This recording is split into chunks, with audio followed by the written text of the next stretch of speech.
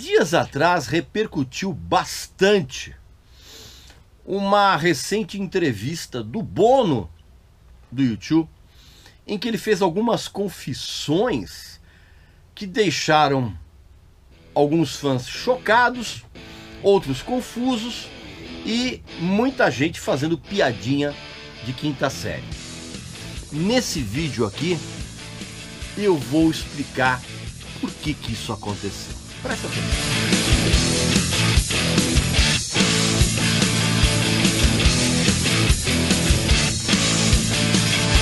Meu amigo e minha amiga, nós vamos dar uma pausa nesse papo, porque eu tenho uma conversa muito séria. É uma oferta espetacular e exclusivíssima aqui do nosso canal. Trata-se de um dos mais luxuosos box de livros de todos os tempos. Chama-se Paul McCartney, As Letras. É um box luxuosíssimo, reunindo as 154 letras mais importantes da carreira do Paul McCartney, tanto do período dele com os Beatles, como na sua carreira solo. E tudo organizado e comentado minuciosamente pelo próprio Paul McCartney.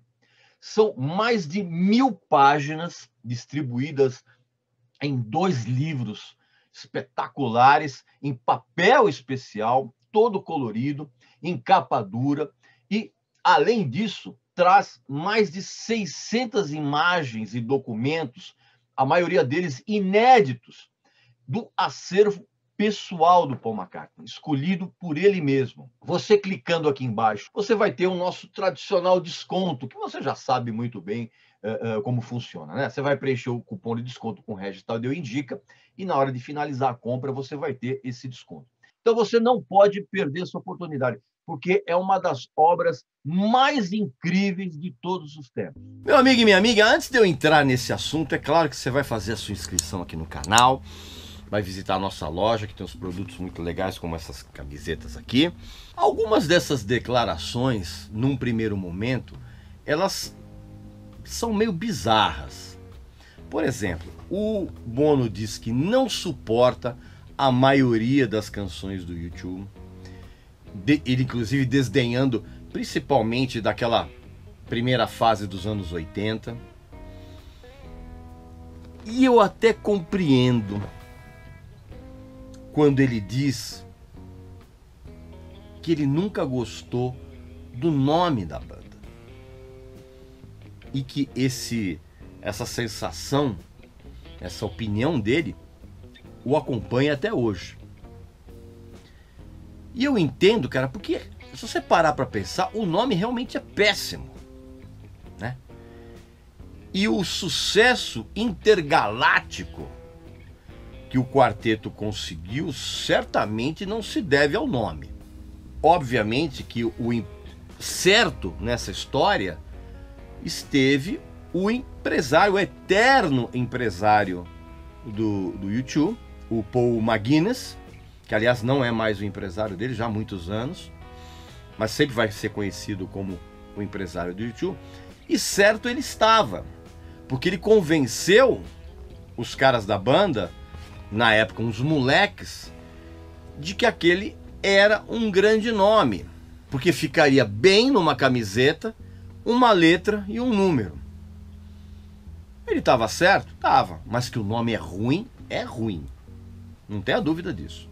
Então, esse ataque de baixa autoestima do Bono fez com que ele declarasse que ele sequer suporta a própria voz e que ele só se tornou realmente um cantor recentemente. Na minha opinião, ele talvez se refira aos inúmeros momentos dentro das turnês em que os shows tiveram que ser adiados por conta de problemas com as cordas vocais do Bono, que provavelmente durante décadas foram mal cuidadas assim ao longo das décadas. Certamente ele não tinha aquele tipo de preparação que normalmente os grandes cantores têm antes de um show. Pode ser por isso, na minha opinião. Nessa entrevista eu fiquei surpreso por ele citar Miss Sarajevo com o Luciano Pavarotti como uma exceção positiva dentro do repertório da banda. E vamos combinar, né? Que apesar da causa nobre, essa música é muito fraca. E outra coisa, vamos combinar também que a presença do tenor, musicalmente falando, nessa canção, faz tanto sentido quanto você colocar suco de cenoura no tanque de combustível de um caminhão que está enguiçado no meio do deserto. E é engraçado que nessa mesma entrevista ele citou uma outra exceção dentro do repertório da banda, de uma música que ele realmente gosta. E é realmente uma canção que eu penso que é injustamente criticada, que é Vertigo, desse disco aqui, ó. Vou mostrar aqui pra vocês, ó. Cadê? Aqui, ó.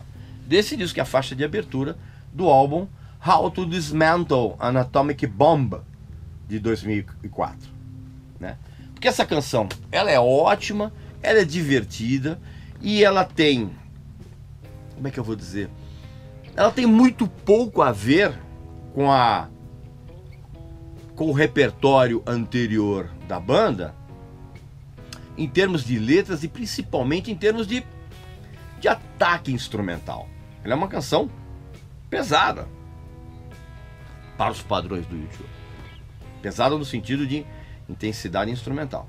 Agora, o fato de ele se dizer envergonhado com as canções antigas da banda não traz nenhuma novidade, para mim, pelo menos. São muito poucos os artistas que celebram genuinamente o seu repertório antigo.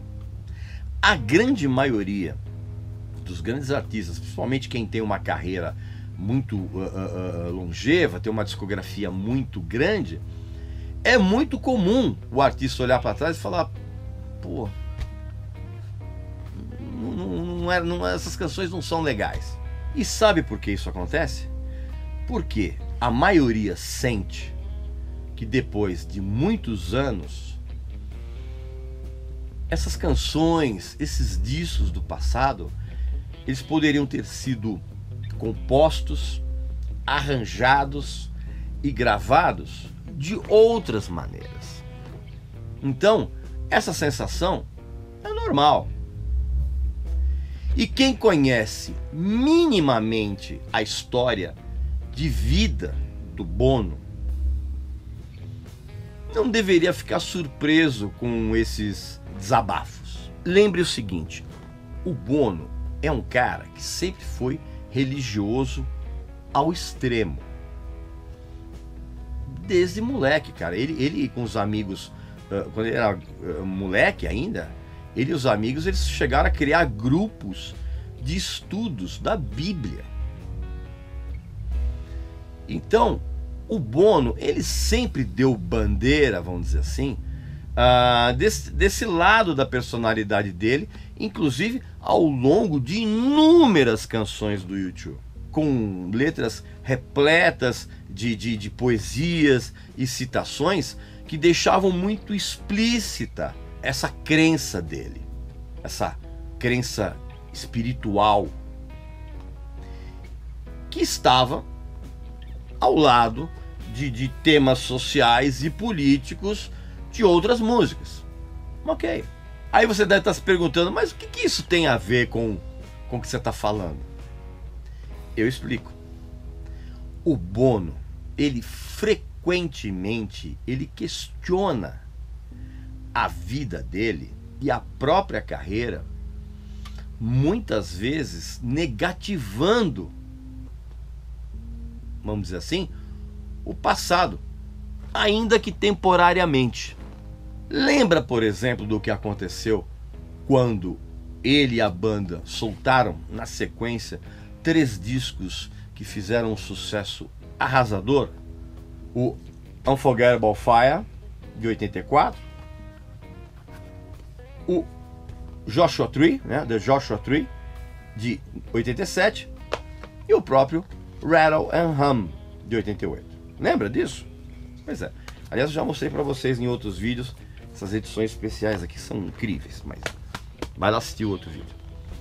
Então, quando o U2 lançou esses 3 discos, lembra que na sequência o Bono, ele meio que limpou o armário, vamos dizer assim, colocou dentro de um baú todo aquele messianismo ativista, salvador do planeta, para oferecer uma faceta cínica, debochada e caricatural nos anos seguintes. Lembra disso? Começou na turnê do Autumn Baby, de 91, quando ele se transmutou num alter ego chamado The Fly, a mosca, lembra? Que era, na verdade, uma paródia arrogante e bizarra de um astro do rock, zombando de qualquer pregação religiosa, política, social, por intermédio da televisão. E essa vertente do Bono continuou como a sua faceta pública, vamos dizer assim, em pelo menos 2 discos seguintes, que são o Zuropa, de 93, e o Pop, de 97, que são discos que eu gosto muito. Mas você lembra que nessas respectivas turnês surgiu um outro personagem, um outro alter ego, com as mesmas características, até mais acentuadas, vamos dizer assim, que era aquele personagem Macfisto. Lembra? Pois é. E foi depois disso que o Bono fez outra das suas reavaliações pessoais e artísticas. Se na cabeça do Bono as críticas da imprensa e as críticas do antigo público do U2 foram determinantes para essa nova reavaliação, eu sinceramente não sei te dizer.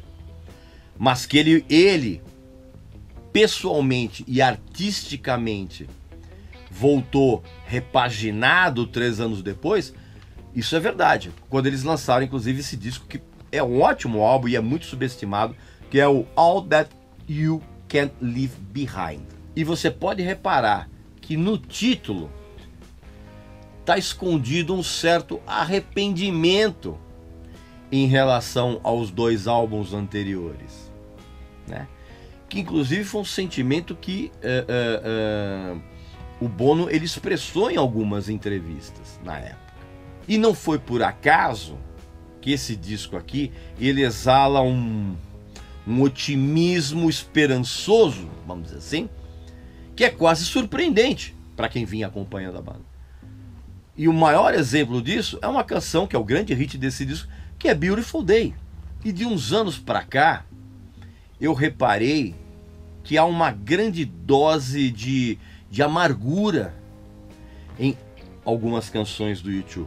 E talvez isso tenha acontecido porque o Bono, sendo pai, ele olhe para trás e reavalie a dimensão da não relação que ele tinha com o falecido pai. Você quer um exemplo disso? Aparece, por exemplo, numa canção desse disco aqui, que é a Kite, aparece numa outra canção aqui, do How to Dismantle an Atomic Bomb, que é uma canção chamada Sometimes You Can Make It On Your Own, e também aparece numa canção chamada Invisible, que ela foi lançada em single digital e ela foi incluída como bônus na edição japonesa desse disco aqui, ó, que é o Songs of the Innocence, de 2014. Presta atenção na letra dessas 3 músicas. Então, na minha opinião, a chegada da velhice para o Bono deu a ele a oportunidade de pensar a respeito do saldo emocional que esse sucesso avassalador propiciou não ao Bono, figura pública, astro do rock, pessoa jurídica, mas à pessoa física do Bono, ao Paul Davidson Hewson.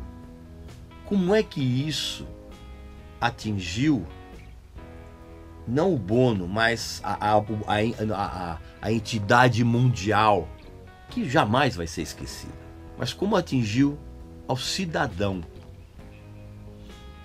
Eu não tenho a menor dúvida de que o Bono sabe perfeitamente que as canções e o som em si do U2 são ótimos em grande parte da carreira. Não tenho dúvida disso. O que eu fiquei pensando depois que eu tomei contato com essa entrevista é se o Bono aceita tudo isso apenas por um viés racional, ou se hoje ele sente que todo esse material que ele e a banda produziu poderia ter sido criado com padrões emocionais que ele sente hoje. Isso depois de tantos anos por ter passado por uma série de problemas físicos sérios. Ele mesmo já citou numa entrevista que ele teve uma experiência de quase morte e que, inclusive, esse assunto é tratado como um segredo inviolável por parte da família e dos amigos mais próximos, incluindo os caras da banda. Ninguém toca nesse assunto. E o Bono citou isso numa entrevista, que ele teve uma experiência de quase morte. Então, a palavra-chave dessas opiniões que o Bono soltou nessa entrevista, essas opiniões em tom autodepreciativo, a palavra-chave é autoestima.